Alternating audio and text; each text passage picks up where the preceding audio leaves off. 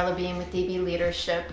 I am a leadership development and spiritual coach, and I'm excited to have you here today and talk to you about something that is really near and dear to my heart. And the other day I got some feedback about this. I had a conversation with someone and discussed this topic, and they later watched the video and on empathy walks, and I had mentioned it, and he asked if I could do a video here and discuss this idea of making up stories and how our minds are wired to literally make up data. In the absence of data, our minds make up stories. Okay, that's just what happens. And this creates a lot of crap, for lack of a better word, and excess chatter in our minds, right? So because it happens unconsciously, that's the thing. Like, it happens unconsciously. So for example, I might go for an interview and I don't hear back, and I might start to make up a story that they didn't choose me. Or I might hear back that they didn't choose me.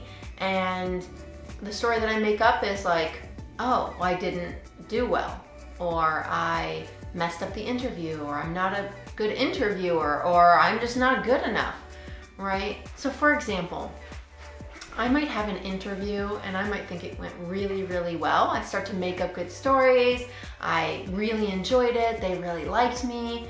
But if I don't hear back, what happens? Think about that for a second. What happens?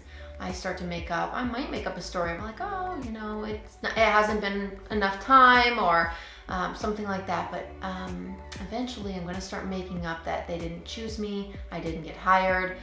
I'm not the one for the job. Eventually I'm not good enough. And I might start to believe those stories and start to attach to those stories. That's where this gets dangerous. Another example, and you might relate to this, right, is social media, okay? People post things on social media all the time, and we watch one another's posts, and it can be challenging when you don't have somebody in front of you to explain what's really going on in their mind when they're posting something or reposting it. So what do? Our minds make up a story. We make assumptions, and I do it too, right? Like, I see that and I think, oh wow, how could they have posted that? Or, what were they thinking, right? And then what happens is that if we don't check ourselves and take a breath, we make up a story. Our minds fill in the data. They must believe such and such, or they must be a so-and-so. And you know that that's happening right now in our world with everything that's going on, right? So in the absence of data, the mind will make up a story. And that's not a bad thing.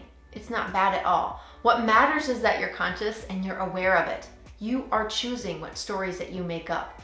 I like to try and make up stories. So if I message somebody and it's a really important message and they don't message me back, I make up a story that they're with their family or they're taking a break from technology. I like to consciously make up good stories. It doesn't always happen. It doesn't always work. It's a practice. It's something that I actively work on practicing. So my friend mentioned this the other day. We had this conversation and he gave me some feedback actually this morning, and this is why I'm including this, we're doing this video, is that it really has shifted like his entire life and how he thinks about interacting with the world, right? And so I wanted to share that with you today and ask you to think about what else could be true.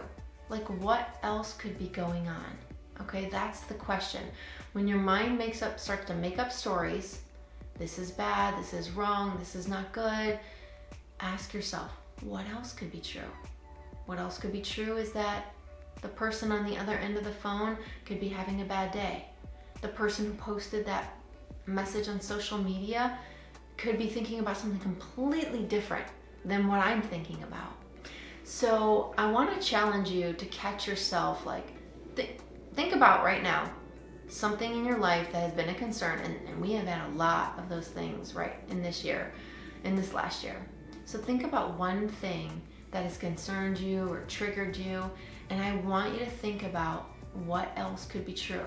Make up 3 different stories for what else could be true around this issue or this situation or this thing that's triggered you recently.